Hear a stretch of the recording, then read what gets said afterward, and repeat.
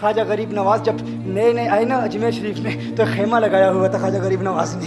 خیمے میں خواجہ غریب نواز عصر سے لے کر مغرب کے وقت تک روتے رہتے تھے. ایک نوجوان اجمیر سے باہر گیا ہوا تھا پڑھنے کے لیے, کچھ عرصے کے بعد واپس آیا اور اس خیمے کے قریب سے گزر ہوا اور گزرا تو رونے کی آواز آئی. فوراً دیکھتا ہے کہ خواجہ غریب نواز رو رہے ہیں, ابھی غیر مسلم ہے, اسلام قبول نہیں کیا. فوراً گھر جاتا ہے, ماں سے پوچھتا ہے, ماں یہ مسلمانوں کا گرو کیوں روتا ہے, مسلمانوں کا بابا کیوں روتا ہے؟ میں ہر روز گزرتا ہوں, عصر سے مغرب کے مابین جو وقت ہے یہ روتا ہے. ماں نے کہا جاؤ اس سے پوچھ لو کیوں روتا ہے. وہ نوجوان خواجہ غریب نواز کے خیمے کے اندر آیا, کہا بابا میں ہر روز یہاں سے گزرتا ہوں, آپ کے رونے کی آواز آتی ہے, بتائیے آپ کیوں روتے ہیں؟ کہا جاننا چاہتے ہو میں کیوں روتا ہوں؟ میں نے ایک مدت اپنے مرشد کے ساتھ گزاری ہے, مرشد کی خدمت میں گزاری ہے, مجھے اپنے پیر کی یاد رلاتی ہے, پیر کی یاد رلاتی ہے. میں عصر سے مغرب کے وقت تک اپنے مرشد کی یاد میں روتا رہتا ہوں. اس نوجوان نے کہا اچھا میں نے تو سنا تھا کہ انسان کو جب درد ہوتا ہے, تکلیف ہوتی ہے تو تکلیف انسان کو رلاتی ہے, آپ کو تو محبت ہے,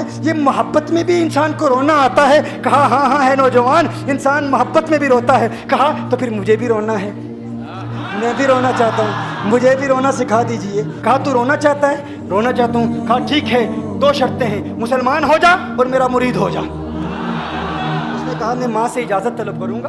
ماں کے پاس گیا اجازت لینے کے لیے. ماں نے کہا تو ضدی ہے, جب تو ارادہ کر لیتا ہے, جو ارادہ کرتا ہے تو پورا کرتا ہے, جا جو کرنا چاہتا ہے کر لے. خواجہ غریب نواز کے بارگاہ میں حاضر ہوا, عرض کرتا ہے بابا میں پھر مسلمان ہونا چاہتا ہوں, مجھے مرید کر لیجئے. خواجہ غریب نواز نے مرید کر لیا, خواجہ غریب نواز کا مرید ہو گیا. اب خواجہ غریب نواز نے کہا اب وقت سارا میرے ساتھ گزرے گا, ناشتے کے وقت خواجہ غریب نواز کے ساتھ, سحری کے وقت خواجہ غریب نواز کے ساتھ, سحر کے وقت خواجہ غریب نواز کے ساتھ, پورا دن اسے خواجہ غریب نواز کے قرب کی کچھ ایسی عادت ہو گئی, خواجہ غریب نواز کا دیوانہ ہو گیا, ان کا عاشق ہو گیا. کچھ عرصہ گزرا, خواجہ غریب نواز نے فرمایا اب تیرے لیے 3 دن کی چھٹیاں ہیں, 3 دن کے لیے چھٹیاں ہیں, 3 دن کے لیے چلا جا.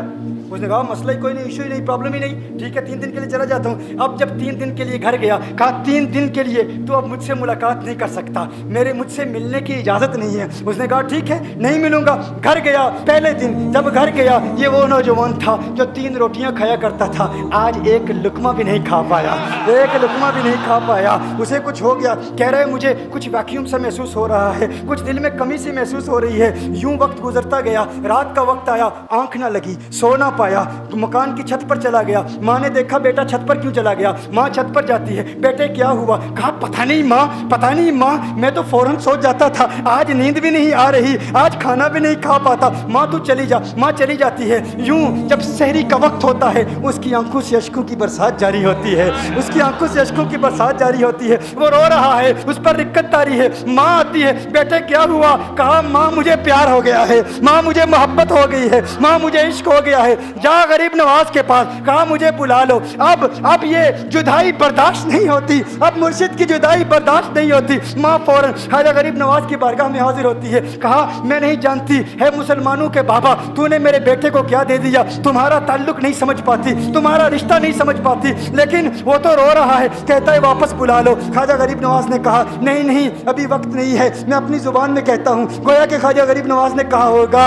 ابھی تو ابتدائی عشق ہے, روتا ہے کیا, آگے دیکھ ہوتا ہے کیا. تیری تمنا تھی, تیری خواہش تھی کہ محبت میں رونے کی عادت ہو جائے, ابھی تو ابتدا ہے. ماں کو واپس بھیج دیا, کہا واپس چلی جا. اسے کہا ابھی اجازت نہیں ہے, وہ واپس چلی جاتی ہے. بیٹے کو بتاتی ہے کہ ہے میرے بیٹے وہ تو اجازت نہیں دے رہا. کہا ماں سن لے, اب اگر نہ بلایا تو میں مر جاؤں گا, یہ محبت مجھے مار ڈالے گی. ماں اگر مجھے زندہ دیکھنا چاہتی ہے تو میرے مرشد کو راضی کر لے, میرے مرشد کو بتا دے اب یہ ایک جدائی برداشت نہیں کر سکتا. ماں فوراً غریب نواز کی بارگاہ میں حاضر ہوتی ہے. کہا ہے غریب نواز کرم فرمائیے, مجھ ماں کی تمنا ہے, مجھ ماں کی آرزو ہے, وہ مر جائے گا. کہا ماں کی تمنا ہے, تیری بات مانتا ہوں, جا اسے واپس بھیج دے. وہ فوراً بھاگتا ہوا خواجہ غریب نواز کی بارگاہ میں حاضر ہوتا ہے. اس وقت خواجہ غریب نواز اپنے مریدوں کو درس دے رہے ہیں, ایک مجمع لگا ہوا ہے. وہ فوراً خواجہ غریب نواز کے دروازے پر کھڑا ہوتا ہے اور پھر مرید یہ منظر دیکھ رہے ہیں. خواجہ غریب نواز کو دیکھتا ہے, خواجہ غریب نواز اسے دیکھتے ہیں. وہ میں نے کہا تھا نا نگاہ مست ملائی تو میں پلا کے اٹھے,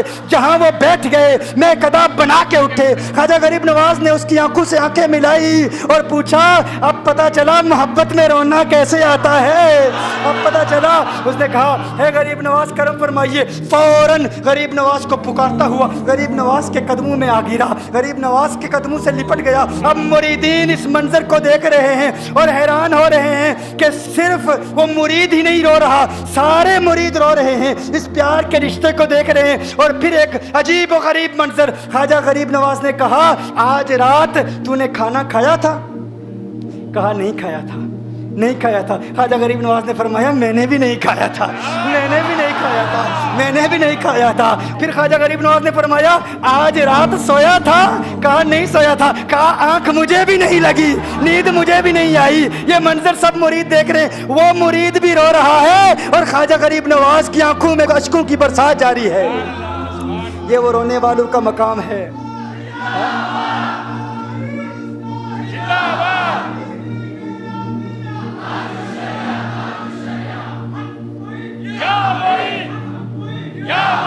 ये डिस्कशन हो रही है पीर और मुरीद की, और फिर ये आंसू बातें कर रहे हैं। मेरी दास्तान हसरत वो सुना सुना के रोए, मेरी दास्तान हसरत वो सुना सुना के रोए, मेरे आजमाने वाले मुझे आजमा के रोए। कोई ऐसा अहले दिल हो कि फसाना है मोहब्बत, मैं उसे सुना के रोऊं, वो मुझे सुना के रोए। मैं उसे ये रोने और हम रोने पे आ जाएं तो दरिया ही बहा दें। ये चिश्तियों का रोना है, हम रोने पे आ जाएं तो दरिया ही बहा दें। शबनम की तरह हमें रोना नहीं आता।